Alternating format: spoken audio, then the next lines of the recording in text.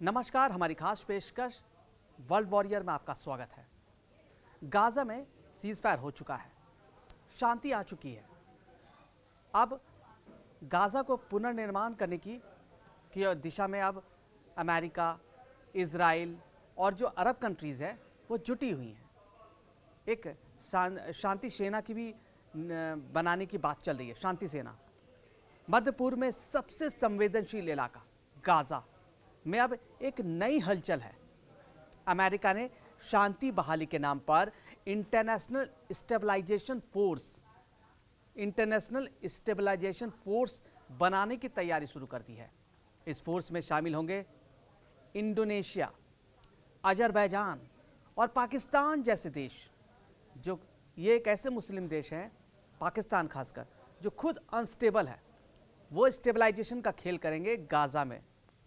जहाँ तक मुझे समझ है, जो मैं पिछले सालों से जो पाकिस्तान के हालात देख रहा हूँ, पीओके में हालात, बलूचिस्तान में हालात और अभी जो तालिबान के साथ इनका जो युद्ध चल रहा है, उस पर देखने के बाद ये गाज़ा को भी अनस्टेबल बना देंगे, तबाही की तरफ गाज़ा को ले जाएंगे।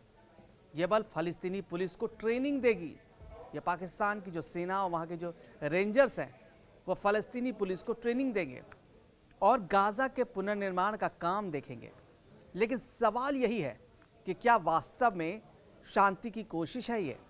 क्या ये शांति की कोशिश है या अमेरिका का नया पैतरा, अमेरिका और इजराइल का नया पैतरा, प्रभाव का नया विस्तार खड़ा किया जा रहा है? हमारे सहयोगी अंकित है, बताएंगे। अंकित, ये जो नई कोशिश शांति की लाने की कोशिश हो रही है गाज़ा में, अब ये पाकिस्तान जैसा देश जो खुद अनस्टेबल है, क्या वो स्टेबलाइजेशन सैनिक बनाने में मदद कर सकता है? ये सक्षम है पाकिस्तान की सेना, वहाँ के रेंजर्स, वहाँ की जो पुलिस है, जो खुद ही पतलून जिसकी उतर चुकी है। हमने तस्वीरें देखी कि तालिबान ने उनकी पतलून उतार दी। क्या वो किसी को ट्रेनिंग देने के सक्षम है? ट्रेनिंग देने में तो सक्षम है, इसमें तो मैं किसी भी प्रकार से संशय में नहीं हूँ। पर आतंकवादियों को ट्रेनिंग देने में वो सक्षम है। हम भी जानते हैं और आप भी जानते हैं कि पाकिस्तानी सेना सबसे ज्यादा अगर उसकी किसी चीज में महारत है तो वो आतंकवादी बनाने में महारत है। तो मैं ये समझता हूँ कि अगर इनको फिलिस्तीन की पुलिस को ट्रेन करने का काम दिया जाएगा तो ये अपने देश की ही तरह झूठी, मक्कार और आतंकवादी निर्मित करने वाली पुलिस ही बनाएंगे या सेना ही बनाएंगे, क्योंकि इसमें तो कोई दो राय नहीं है। पाकिस्तान अगर इतना ही अच्छी सेना तैयार करके रखने वाला देश होता तो वो कभी भी अपने देश में आतंकवादियों को नहीं पनपने देता। अगर इतना ही बेहतर है उसकी सेना, इतनी ही बेहतर उसकी कमांड सिस्टम है और इतनी ही शांति मुख्य सेना है, तो अपने देश में शांति क्यों नहीं ला पाती? सबसे बड़ा सवाल यही बनता है। और ये दुनिया से छुपा हुआ तो नहीं है। और पाकिस्तान की सेना है नहीं। पहली बात मैं आपको बता दूं, पाकिस्तान की सेना एक कॉरपोरेट कंपनी है जिसका काम है चीजें खरीदना, चीजें बेचना और लोगों को सेवाएं उपलब्ध कराना। जिस प्रकार से भारत में बड़ी बड़ी कंपनियां काम करती हैं, उसी प्रकार से पाकिस्तान में सेना काम करती है। तो मुझे लग रहा है ये ठेकेदारी ले रहे हैं और जा रहे हैं वहां पर फिलिस्तीन की सेना को ट्रेन कर रहे हैं। ये बिजनेस है। मतलब ये जो पहल है अमेरिकी राष्ट्रपति डोनाल्ड ट्रंप की, जो नई गाजा शांति है, क्या ये बिजनेस का हिस्सा है?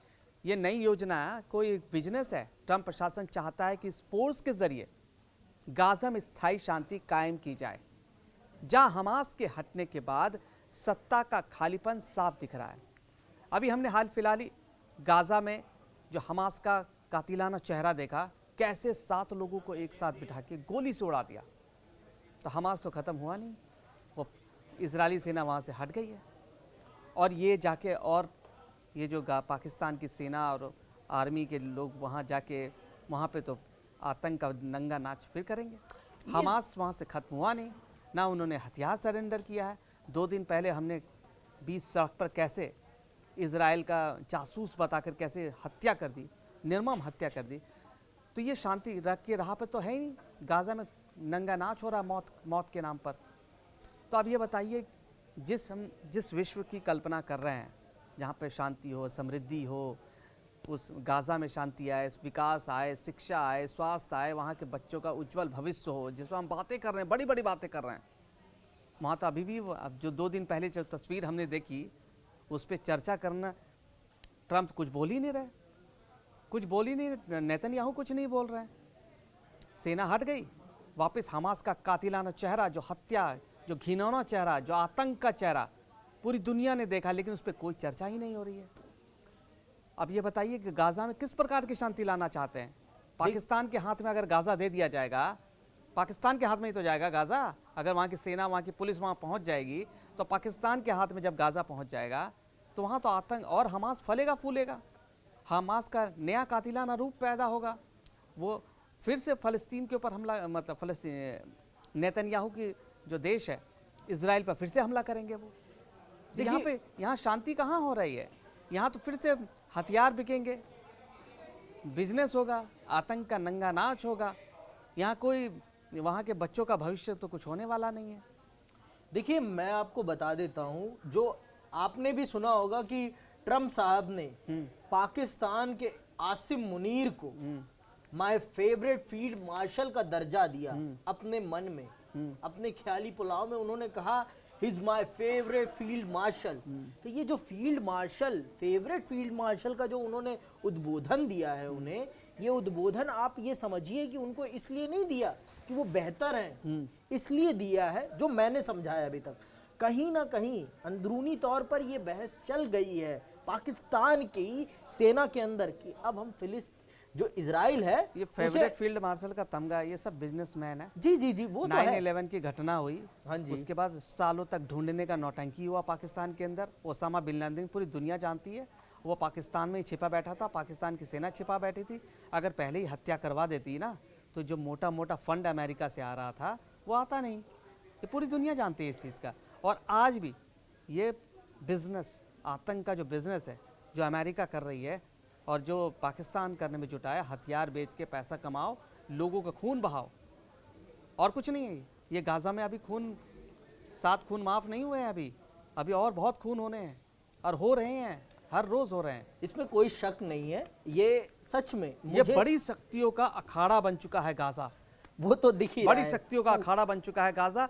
इजराइल, अमेरिका, अरब देशों और मुस्लिम राष्ट्रों का जो समूह है, सब एक साथ गाज़ा में शांति प्रक्रिया जो कह रहे हैं ना, शांति नहीं, ये बिजनेस है। हाँ, अमेरिका के, देखिए जितना हम सब जानते हैं, पाकिस्तान कुछ भी, पाकिस्तान की सेना खासकर मुफ्त में कुछ नहीं करती।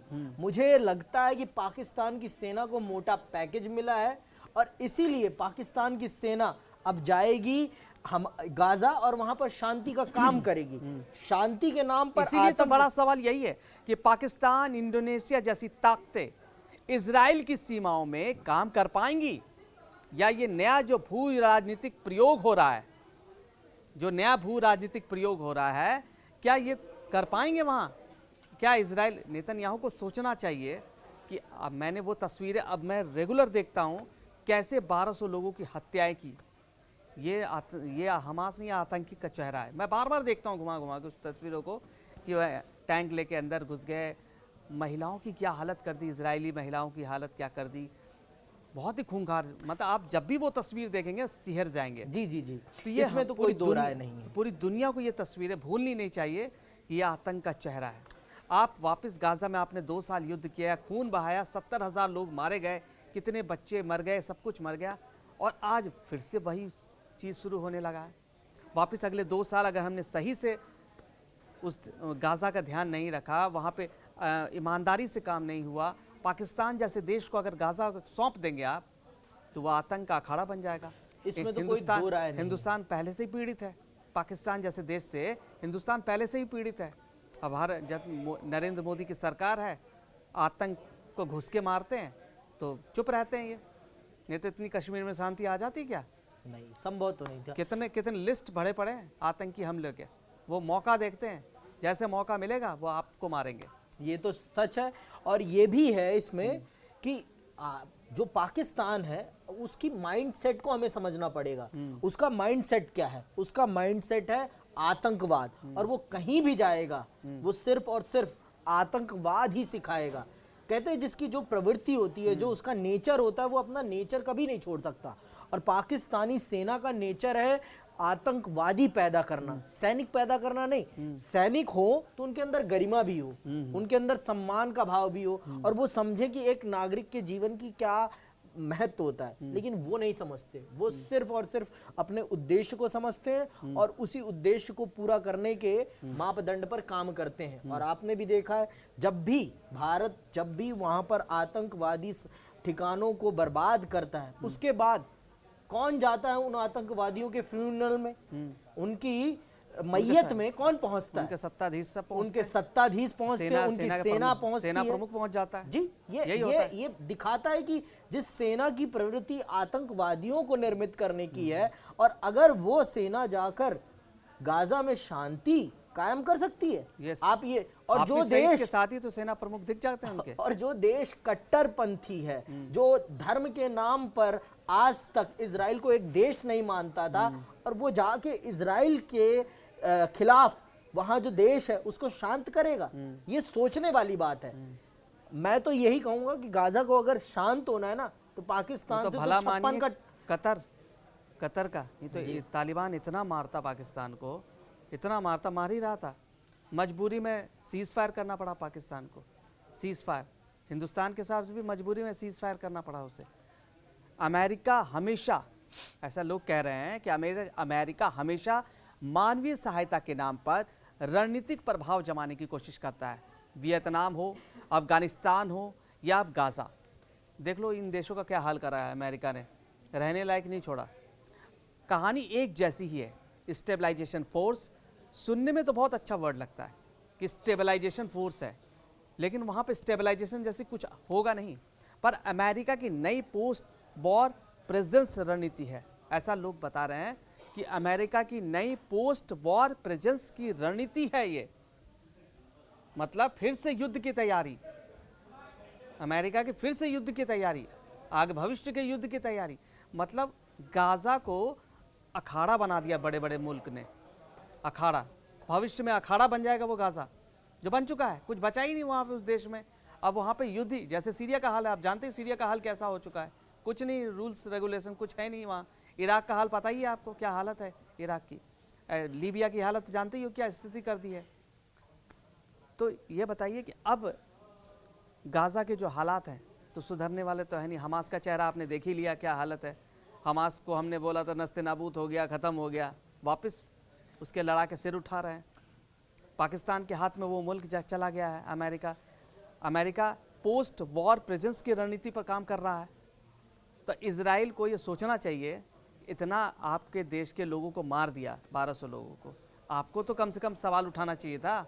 आप ही कह रहे थे कि नहीं हम ग्रेटर इजराइल बना लेते, तब भी शांति आ जाती अगर वो ग्रेटर इजराइल भी बना लेते। लेकिन अगर वो गाजा ऐसी स्थिति में चलता रहेगा तो फिर कैसे शांति आएगी, उसी इलाके में कैसे शांति आएगी, इजराइल में कैसे शांति आएगी, बताइए। देखिए, इजराइल में अगर शांति कायम करनी है हमें, तो सबसे पहले तो हमें गाजा में शांति कायम करनी पड़ेगी। क्योंकि जब तक आपका पड़ोसी, अब आप भारत ही को देख लीजिए, हमारे जो बॉर्डर स्टेट्स हैं वहां पर हमें किस प्रकार से अपने देश की एक बहुत बड़ी संख्या में सेना को वहां खड़ा करके रखना पड़ता है। क्यों? क्योंकि हमारा पड़ोसी जो है वो आतंकवादी है, और हमारा पड़ोसी आतंकवादी है, जिस कारण से हमें अपनी सेना को वहां पर खपाना पड़ता है। जिस सेना को हम बढ़िया से और किसी काम में लगा सकते हैं, उसे हमें स्टैंड बाय पर रखना पड़ता है। तो वही हाल गाजा, वही हाल इजराइल को भी करना पड़ेगा। क्योंकि जा रहा है वो देश किसके हाथ में? आतंकवादियों के हाथ में। आतंकवादियों को वहां की सुरक्षा दी जा रही है, तो क्या होगा आप खुद सोचिए। वहां पर आतंकवादी संगठन बनाए जाएंगे, हमास से अच्छे और बेहतर बनाएंगे। इसमें तो पाकिस्तान ट्रेंड है ना, एक नंबर का ट्रेंड है कि कैसे आतंकवादियों को बनाया जाता है, कैसे उनको खड़ा करा जाता है, कैसे ट्रेन करा जाता है, और कैसे उनसे फिदाइन बनाकर उन्हें दूसरे देशों में फोड़ा जाता है। इसमें तो कोई दिक्कत नहीं है। तो अब आप पाकिस्तानी सेना को, और मुझे जहां तक लगता है इसीलिए अमेरिका ने उनको ये काम और कार्यभार सौंपा है कि जाओ फिदाइन बनाओ और फिर से हमारे मकसद को, जो हम अभी तक बंद हो गया था, फिर से प्रारंभ करो। नया तुम्हें युद्ध भूमि दे रहे हैं, जाओ वहां ट्रेंड करो अपने फिदाइंस को, जो आपके टाइम बॉम्ब्स हैं जाएंगे और फटेंगे। मुझे तो यही लगता दुनिया की नज़र अब गाज़ा पर है और इतिहास गवाह है, जहां भी अमेरिका शांति लेकर गया है, शांति दूत बन के गया है, जब भी जहां भी अमेरिका, वहां स्थिरता नहीं, संघर्ष ही हुआ है। बहस जारी रहेगी। वर्ल्ड वॉरियर में अब बस इतना ही।